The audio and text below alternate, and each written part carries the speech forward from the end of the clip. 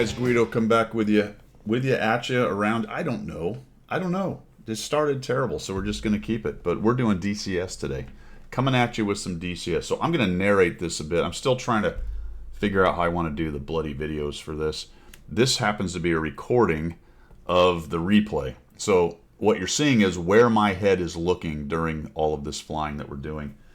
I may bring in some recording where I can move around, where I go into the replay, but the pause and everything on the replay, as I've noted earlier, is a complete pain in the rear with DCS. So we're going to talk about this as we go. Unfortunately, the little red thing up here is SRS. I think I take it off here in a minute on the recording, but the standalone radio system or something like that puts that on there unless you make it go away. So we're on the ground right here. I'm going to do some BFM and some formation today with Stump. So we did this about a week ago on Thursday. Pretty cool stuff. And we were just messing around. We're learning, can we do a formation takeoff? Can we do a formation landing? How's our formation look? How are our internet connections good enough? Are our setups good enough? The VR helmets, all that kind of stuff, just to check it out. We did a couple BFM engagements. So this is more of a, I would say, real world training mission kind of idea out there. There are a few over-Gs, and I'm going to do some pattern work here you would never do. It's very dangerous, all right? You don't want to do it the way I'm doing it. But we're in a virtual world. It's a sandbox, so we can goof around. Now, in this particular section of the replay right here, Stump is still getting his stuff together, trying to get everything connected. So I am going to go on a little pattern-only ride here. So we're in the F-15 module, and I'm going to take off on the taxiway. Obviously, you don't take off on taxiways unless that's not 100% true. There have been situations where runways have been closed and taxiways have been turned into runways at different bases over the years. But we'll go ahead and take off here. I think this is a max AB takeoff. I'm going to start rotating around 150 or so, something like that. Once we get to positive rates of climb, we'll put the gear up. Now, every time I take off and I'm messing with the gear, you'll see me, the headset might move around a little bit because I have to shift it up so I can look down at the buttons. I have two buttons on my Thrustmaster stick that are the gear and the flaps. So we'll just actually pause this right now and talk about that for a second, because it will become an issue with Stump on our first attempt at a formation takeoff. The current relatively cheap. I have the Reverb G2 or H2 or whatever it is, and so does Stump. And Slick has got the Oculus, one of the newer ones, the one without the cabling. They're getting better in terms of field of view, but they're not Mark 1 eyeball good with all of the peripheral and the ability to be able to kind of just look down, find a gear handle, and put the gear handle down, and just take a quick look and get to the flap switch, which is over here by the throttle quadrant on this particular jet, and every jet's obviously a little slightly different. So what it requires is I can't just look down. It'll show me the gear handle, but obviously I can't physically reach out for the gear handle because it ain't there, right? And there's a couple ways to do it. You can actually use these things. This jet will fly with these like they're hands, but that's really wonky because you're kind of moving the stick with one and the throttle with the other, and it's interesting but not good. So the point of it is that you got to get used to where the switches are, right? So if you've done it a lot of guys can probably just reach for a key or reach for a button or a switch or however they have it mech'd on their stick and throttle and get to it pretty quickly. We are not at that level, so I have to kind of lift up my VR goggle, look down, and hit those two buttons. So that's what's going on. If you see just after takeoff some bobbling of the headset.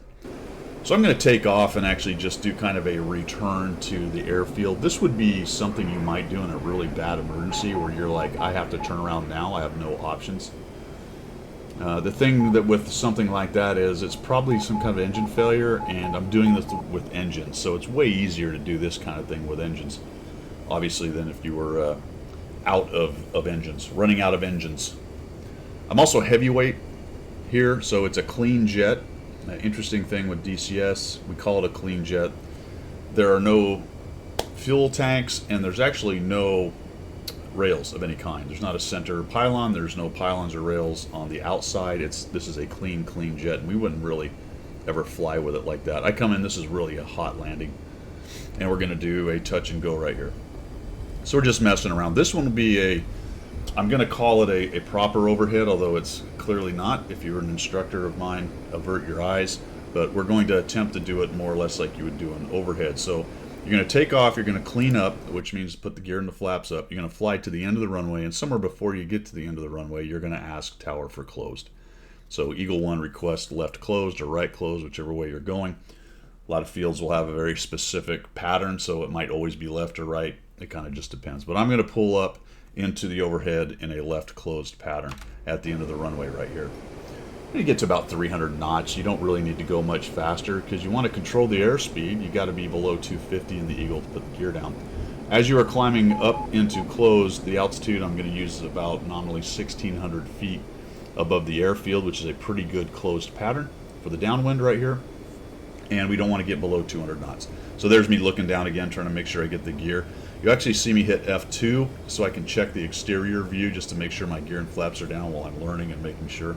There are lights there, but they're kind of hard to see, especially if the game has the sunlight blinding down on the controls there, and sometimes it's extremely hard to see. As a matter of fact, sometimes it's hard to see in the jet. All right, so we're cruising along here. Let's see if we can get another look, or am I not going to do that before I go into... There we go. So a good visual reference for those of you who might be playing this game, especially for the Eagle and probably for most of the aircraft, is wingtip on the airfield. You can see mine's a little bit over the runway that I want to land on for a closed pattern. But wingtip on is a good one. The rail, if you put the rail on it, you're really tight.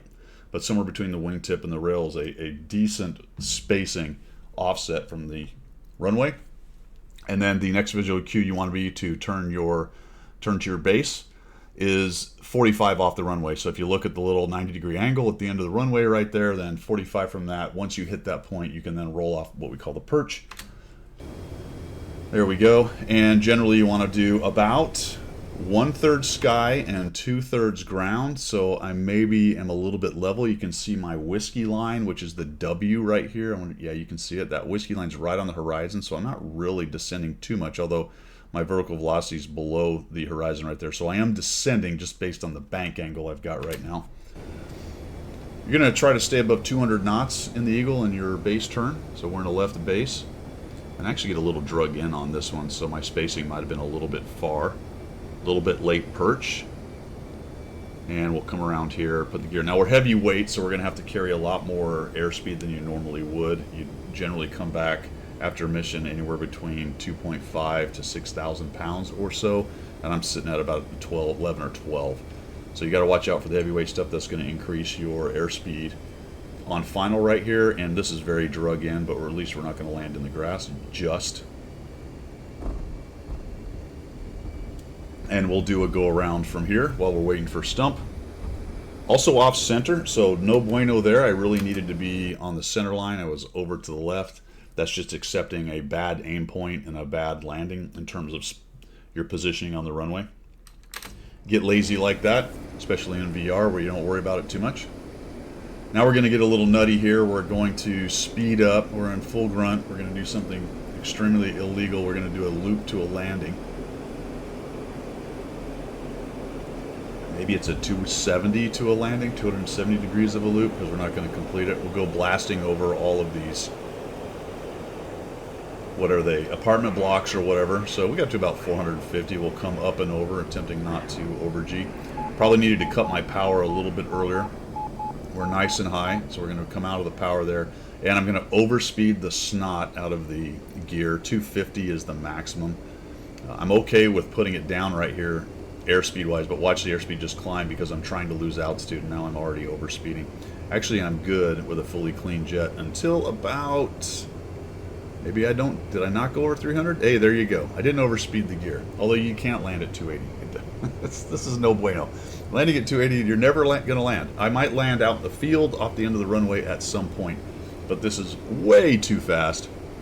Putting the gear up again, trying to figure it out. That's me messing around with my VR headset right there. That's me checking the outside view to make sure the gear and the flaps are up right there. And there we go. All right, so now we're going to go over and check out the first formation takeoff that Stump and I tried. And the reason I brought up the whole VR, where's the landing gear and stuff, because I think there's a pretty cool little lesson learned right here. All right, after much faffing about, we finally get our act together. We have 2 guys and 2 eagles here on the ground. He was actually parked off my right side. I guess it's the right side, looking this way. Going the other way, I've got to get into the file and figure that one out. So he floated around behind me right there, and we're about to finally start taxiing. And like I said, we're both just getting back into this. We've messed around with it. There's the nose of his aircraft. So I'm going to be number 1, essentially, here. We'll taxi. The whole process, if there was actually real-world stuff, and there's Stump right there, number 2. You would call for your clearance. So you're going to call clearance, and then you're going to call ground for taxi, and then they'll clear you to taxi. And then at some point, when you get close to the runway, essentially, the ground will turn you over to tower. Tower will then give you your takeoff clearance. Off you go, and then you will talk to departure. Once you talk to departure, they'll hand you off to, it depends. That's where it really starts to depend. You might go with departure until you get handed off to your controlling agency. Maybe there's airspace really close, or you may go to another ATC interim agency, or you may go to center, Jacksonville Center, or New Orleans Center, or Atlanta Center, whatever it is, wherever you happen to be flying. You may have to transit through some of their airspace to get to your working airspace, whether it's a MOA or a warning area or whatever it is. We don't have this, guys, because we are the only living human beings in this virtual world. We'll fly wherever the heck we want, right? We don't have to worry about it. Taxi-wise, you're going to be on the center of your side, and this is so you can stagger taxi, which is to taxi kind of like this. This allows us to taxi a bit closer to each other than if we were straight behind each other. Now I'm really challenging myself. I believe it's 2 ship lengths, and if you are straight behind each other, at least in this airframe, it's 4 ship lengths, something like that, I believe. So the point is, you don't want to be right up in their grill, right up in their behind, up into their burner cans. If they slow down, it gives you time, much like you're driving a car. You leave yourself spacing so you don't pile into the guy in front if for some reason you're not paying enough attention. So we're going to taxi down this way, and we're kind of discussing as we go what we're going to do. We're going to put 2 jets on the runway and in echelon, and then we're going to take off in a formation takeoff. We're going to do burner. I told them that I will give him some, which means, and if you're trying to do this and you don't have the training, or you haven't done this in real life kind of thing, you want to come up with a system on how you're going to work the throttles for your takeoff. So number 1 is going to go to full power, and then he's going to back it off. He or she will back that power off. What that does is let number 2 have some extra power in case he or she is slow or has to speed up. Okay, so number 2 will have some power to play with, essentially. We're going to do a max AB takeoff. You could do it mil power clean. It would be no problem with these Eagles. So we'll make this corner here where I actually cut the corner and probably ran over the light. You gotta watch it. These are pretty narrow taxiways actually on this airfield. This is the Caucasus map, so these are all Eastern Bloc kind of airfields here. And Stump is coming in behind. So you'll see how I line up. All of this stuff would be briefed, right? We would have briefed, by the time we were getting to this point to take off, we would have started briefing 2 hours before this point right here. 2 hours before we're scheduled to get on the runway and no kidding take off. There would have been an hour of briefing, and then an hour to hour and 15, and then 45 minutes to an hour depending on getting suited up, getting to the ops desk, getting the jet tail numbers, getting a ride out to the jets, doing the pre-flight, starting up, calling clearance, ground, and all that stuff to get us to right about here where we're taking off at our X time for takeoff. Now, Stump was pretty far back there. If that was a wingman that I was flying with, I'd have got on his case. And understand here, this is not a debrief to Stump. He and I are both trying to figure this thing out all at the same time, together and at the same time right here. And there's some pretty cool lessons learned as well. All right, so he's going to come onto the runway. You can see, as I noted, that there are no rails, there are no pylons on these. These are as slick as it gets right here. So there he is lining up in echelon. So like I said, we're sitting, like this on the runway. And normally it would be hand signals as opposed to over the radio. You can do it over the radio. It'd be, 1's ready, 2's ready, run them up. And number 2 would call ready, and then, ready, release, or something, whatever the comm is that you're going to use. But what it would be in hand signals is run them up like that. You'd see the noses would push down as the throttles were moved up to 80% is what we use on the Eagle. At least when I was flying, that's what it was. Run it up to 80%, check your stack, And then 2 does the same thing. And when he's ready, I'd look over at him and he'd do this, give me a nod. And I'm like, great, you're ready. Then you tap your helmet, you put your head back, it comes forward. And that's when then the flight lead brings the throttles forward. We're going to go ready, ready, release. You're not hearing the comm because we haven't started recording that yet. Mostly because there's just a lot of jack-jawing and messing around here. So this is me looking at my stack. And I didn't really see his nose dig in, so I don't know if the jet, if it's not programmed to show that. There you go. So I'm looking at him, I'm going to look forward, and you'll notice my head. I'm going to check him, check forward, because I want to see what my wingman's doing. This is pretty standard. Check forward, make sure I'm going down the runway, check my airspeed, check my wingman. And now we're getting to the point where we're going to rotate, and off we go. So once I start to climb away, and I've got good climb away, all right, 2 good indications of climbing. I don't want to pull the gear up while I'm really close to the ground. And I certainly don't want to pull the gear up when he's still on the ground. So I need both of us away from the ground and climbing, and I can check that by looking over at him. This would be another visual signal. You'd touch your helmet like this, and then you'd put your head up, and that's gear up for the visual signal right there. But we're obviously just, you can't do that in the game. So we're just talking about it. So what happens here is, going back to my discussion about peripheral vision and knowing where to put your hands and all that kind of stuff. In the VR world, we're both trying to figure out where the gear and flaps are. So I've got to do this and click those 2 buttons, and he's trying to do the same, and I want you to watch what actually happens right here. So looking pretty good. My gear, I look at mine, all right, gear's coming up, and I'm like, where'd he go? Oh, crap. So he just peels off and hits the ground. Now, in real world, I'd have been yelling something like recover, something like that if it was a wingman. But he was heads down in his room trying to figure out where the stupid switch is. So that is a good discussion point when you start talking about whether VR right now can be a good training aid for things like this. It can, but it has its limitations, and that's kind of one of them right there. More than likely, unless he simply just passed out or completely lost SA, if you're actually flying a plane, you're probably not going to do that. However, accidents have happened for dumber things, where people are just looking down for a while, and it does not take long, especially at this altitude, for a bit of bank to turn into, no kidding, 90 degrees and unrecoverable, and you're done, right? So if you have any of you are budding aviators out there, just have a think about that. And it's the closer to the ground, the less time you have to recover.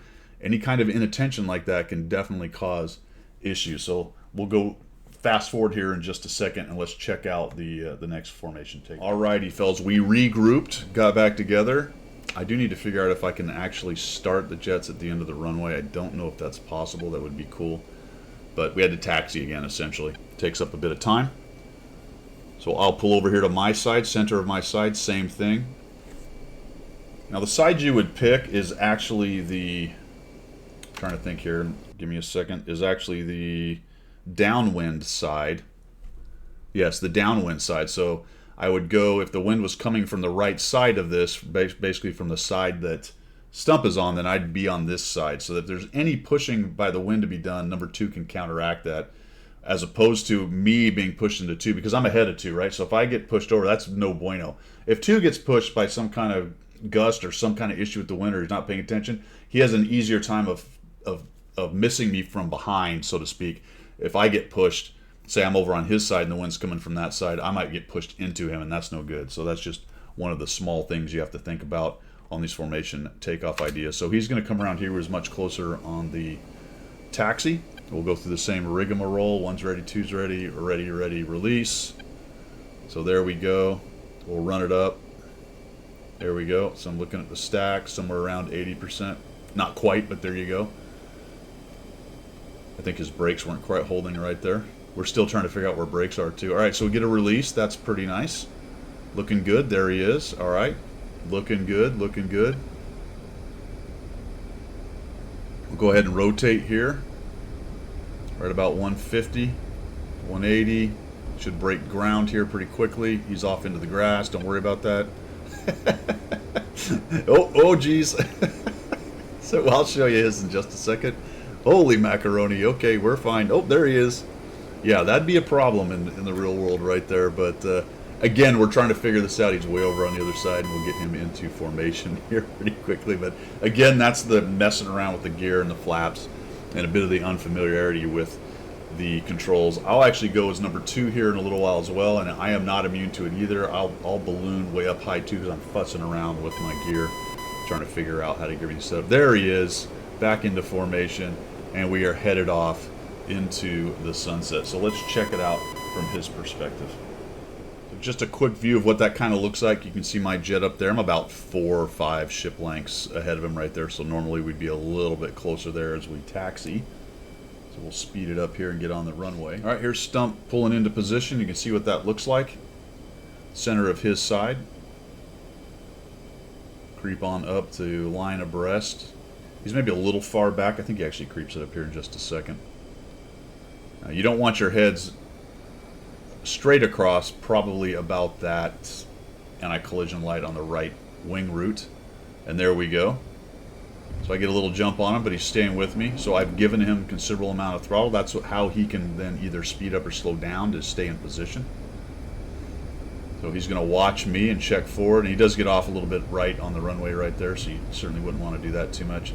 And then off we go into the wild blue yonder. Gear going up, and oh golly, he's trying to get his gear up. Now that would be an extremely scary formation takeoff.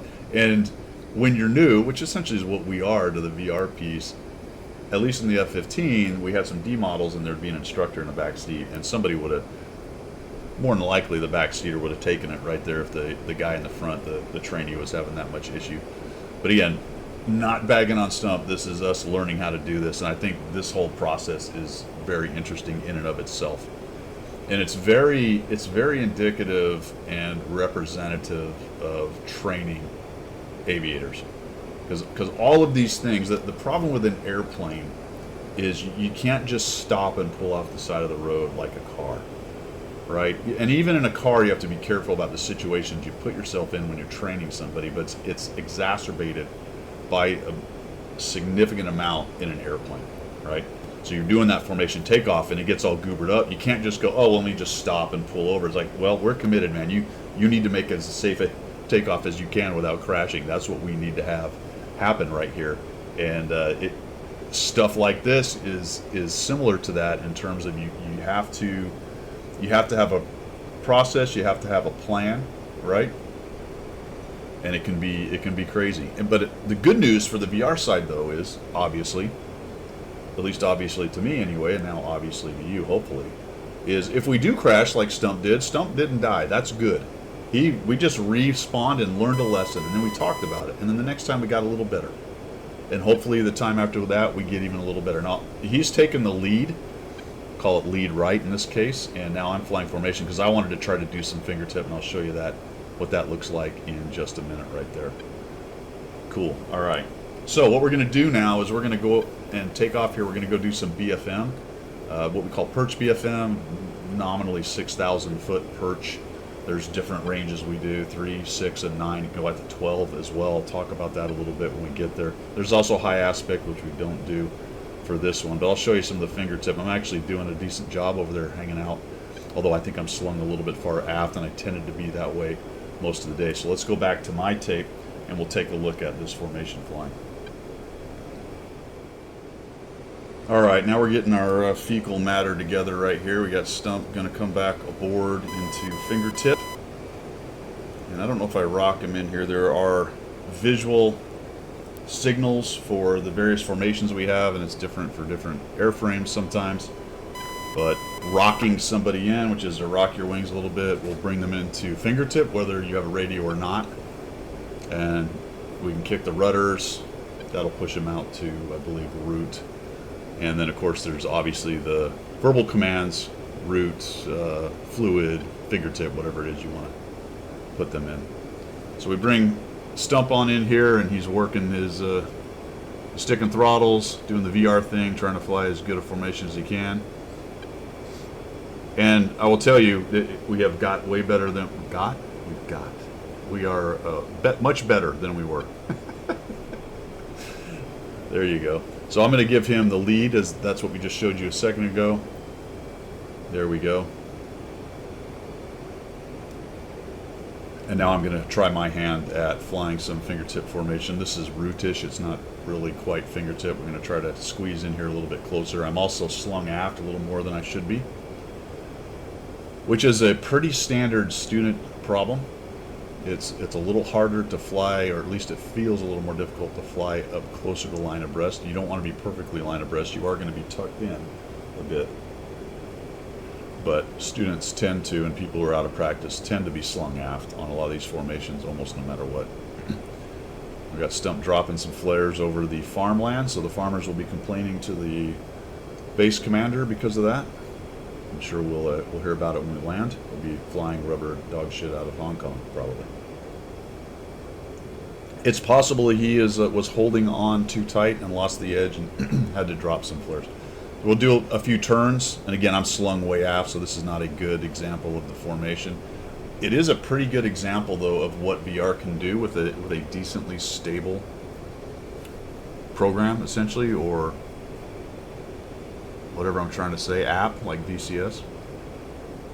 And it's not perfect because you don't have the feel. That's important.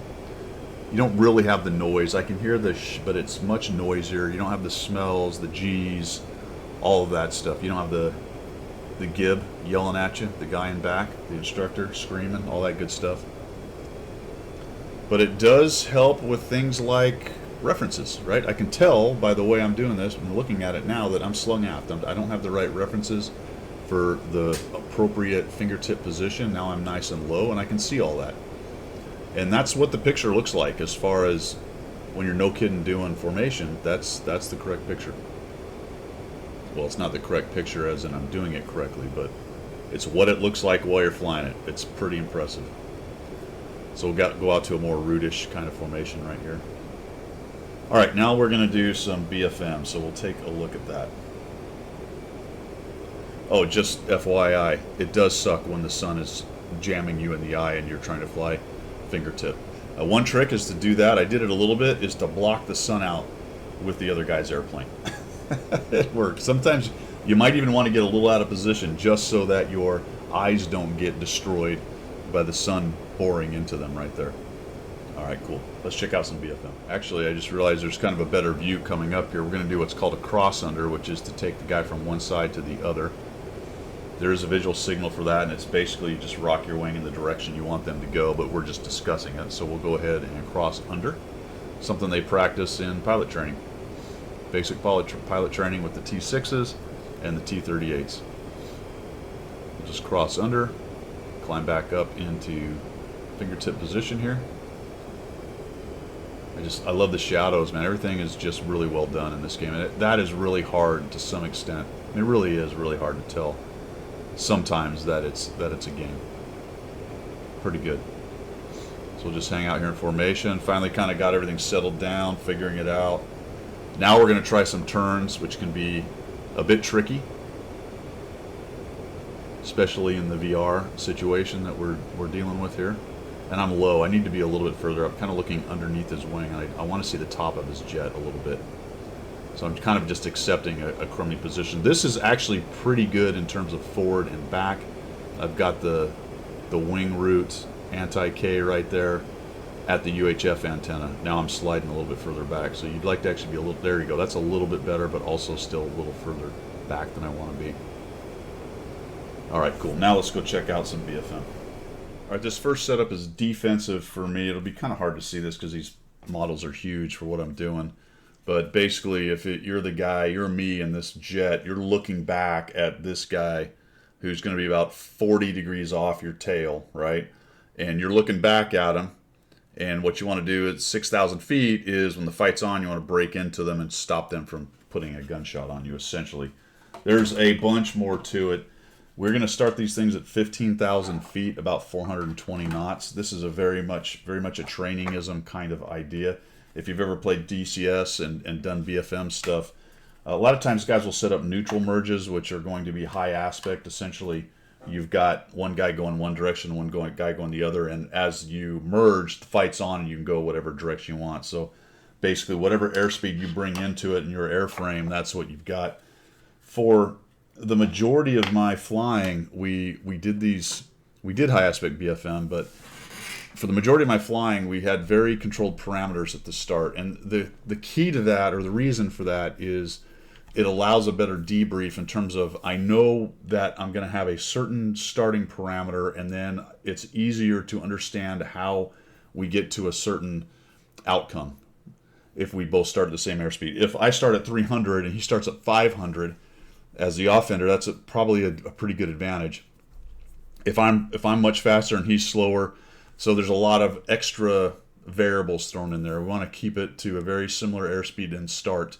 Also, there's the safety aspect. We're going to start at 15,000 feet, and for us in VR, where we can't die by hitting the actual ground, the ground's going to be the ground. Well, we don't do that in training. The floor is going to be something significantly above the ground as a safety buffer, so that if we do have a problem, go out of control, issue with the jet, we've got time either to recover and fix it or get into the ejection envelope and eject out of the, or still be in the ejection envelope and eject out of the aircraft. So 10,000 is a pretty standard altitude for BFM. 10,000 feet AGL above ground level, 10,000 feet above anything that's out there. Not as in 10,000, just 10,000. For example, if I am over some ground, say Salt Lake City, where it's 4,000 feet, or over Denver, where it's 6,000 feet, then my floor might be 16,000 feet for BFM out over the valley there, because that gives me a 10,000 foot buffer from the actual ground, right? Whatever that ground altitude is. There's a lot of extra rules and things in there, but for what we call unlimited maneuvering for the BFM, for us at Tyndall, especially if we were out over the water, it'd be 10,000 feet, period, because sea level is sea level, so that gives us our 10,000 feet. And we'd start about 18,000 feet for the setups. So that gave us some vertical development we could do.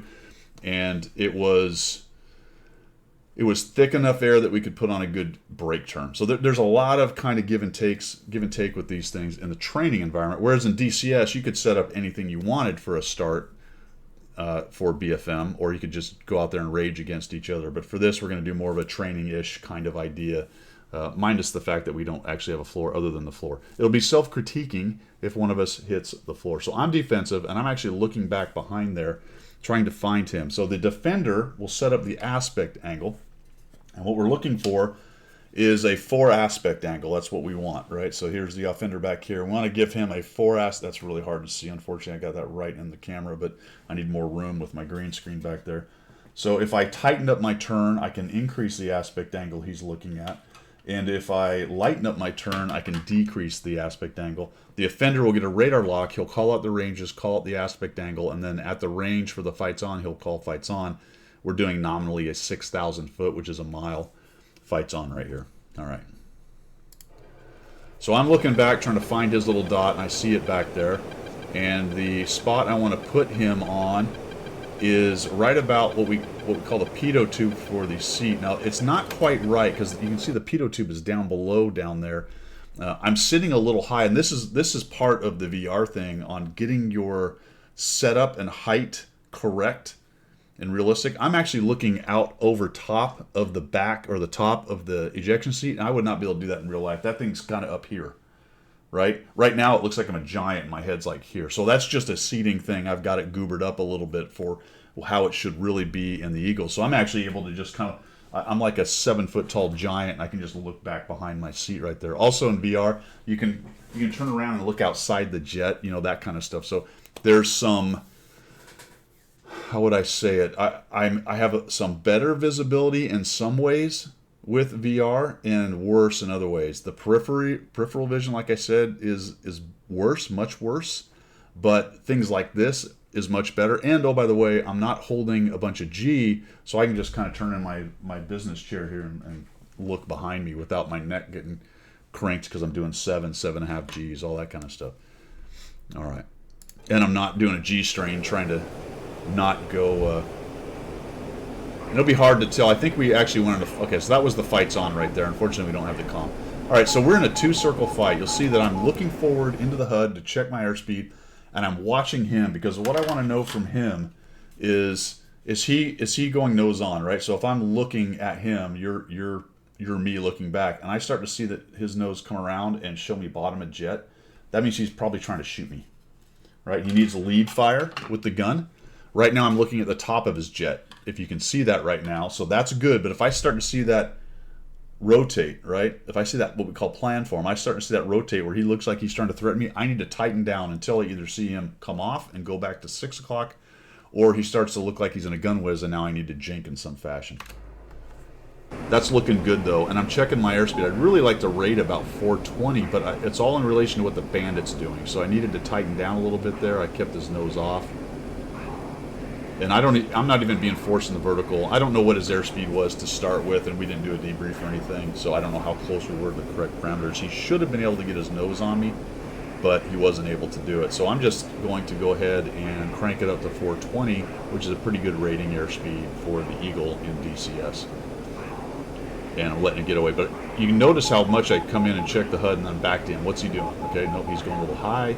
He's not threatening me with his nose. I'm rating at a good rate airspeed. This is my best rate over time, more or less. And this is looking great right here. So we're coming around the corner. All right, good. Oh, look at this. He's starting to get skinnier. Notice I tightened down. There he is looking for a shot, and he actually gets a little out ahead of me, but wow, that was a pretty good example of his nose falling off. You saw him come around, and I might even been a little late to do anything. I started to see the bottom of his jet, and then it fell off immediately, and he went to 6 o'clock. So now I can actually come off my G as well, and I think I actually tried to reverse here because it's virtual, baby. Let's do dumb stuff. And there he is.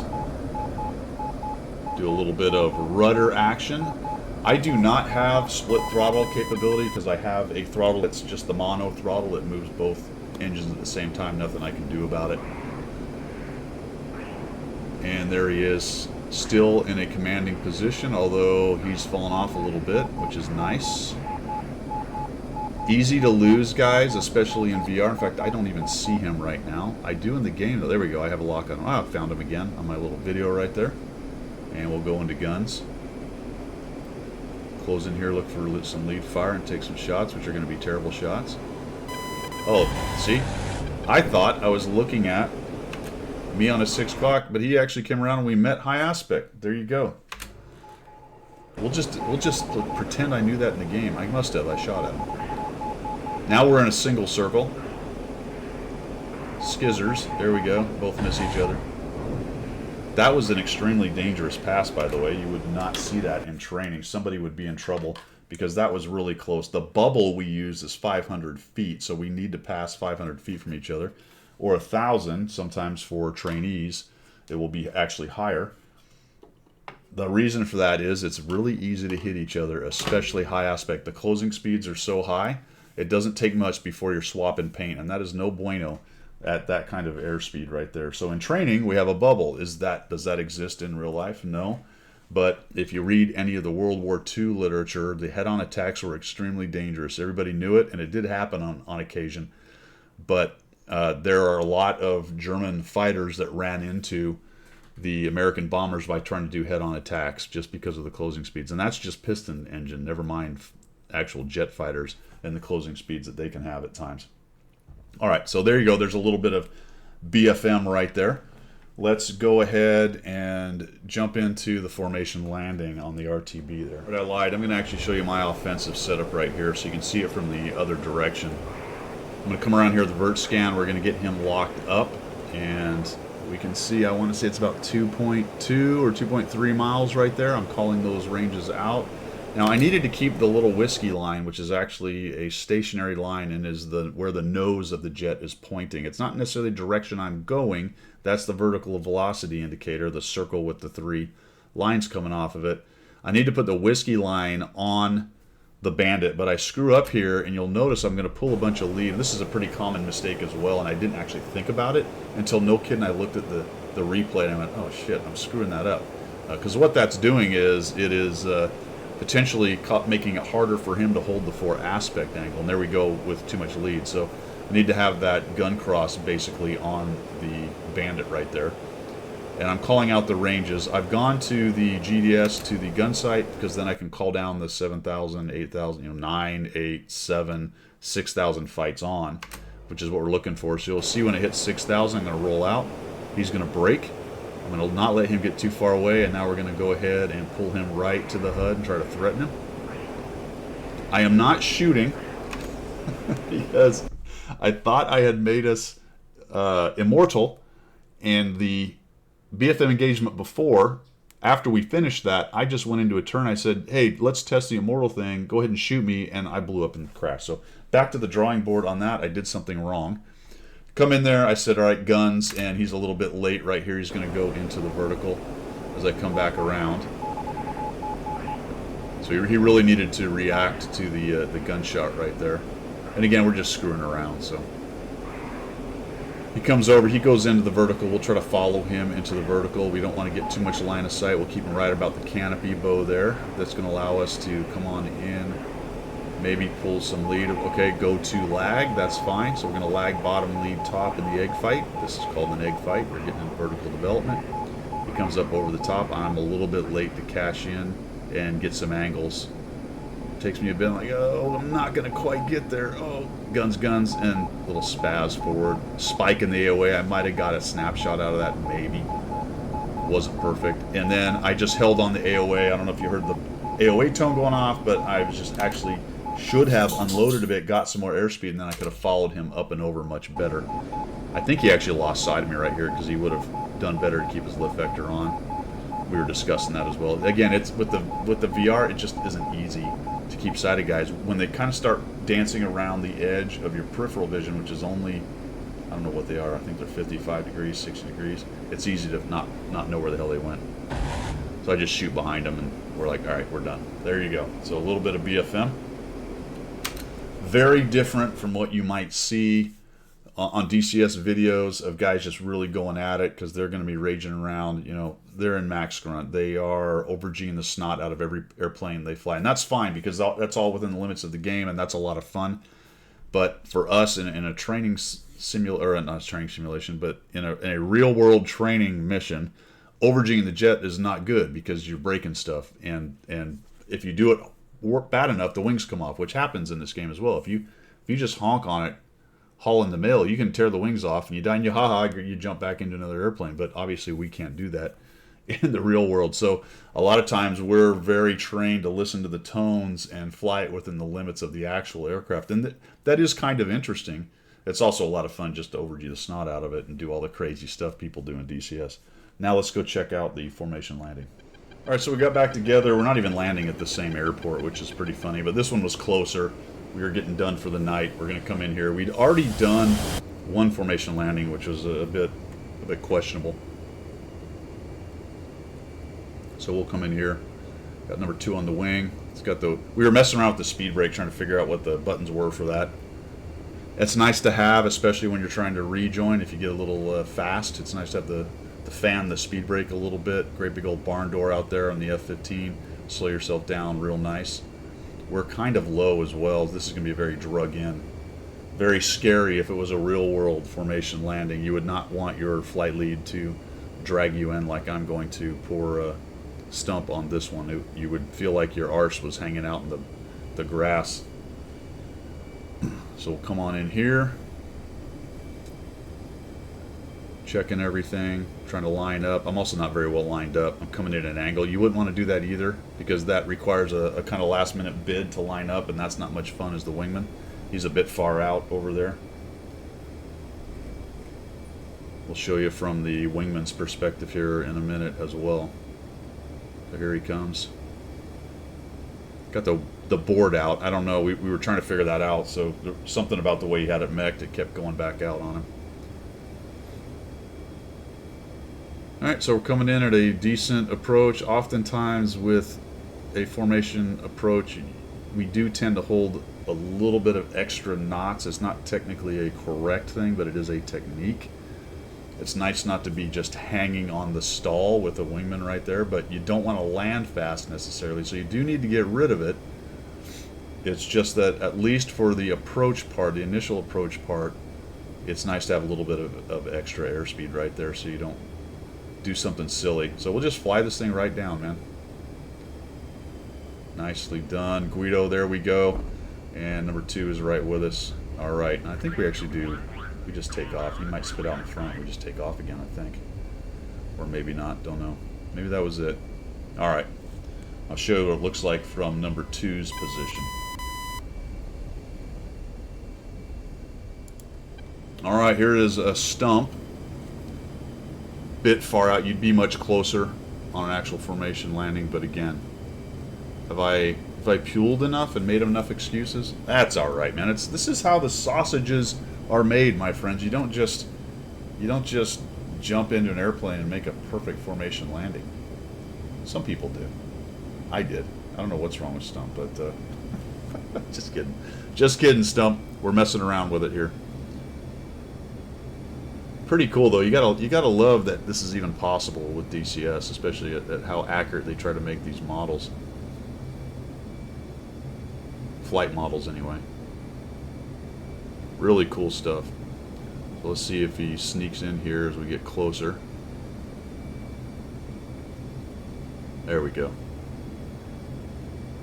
Tucking it a little bit. Obviously, if you're too wide and the runway's not that wide, that's no good. The other thing number 2 will do is just as well several times. First is to make sure you're on the right approach, so he'll check it. He'll back me up with his instruments. Then as we start down the glide slope, look forward and make sure it looks like the right airfield and all that good stuff. And then as we approach the overrun, the runway, make sure that look how close those trees were right there. Just, I don't think those trees would even be allowed to be there in the real world. And then as you're approaching the overrun here, make sure that number 1 is not putting you in the dirt. And look how low we are and how close this is. This is really drug in, a little bit scary.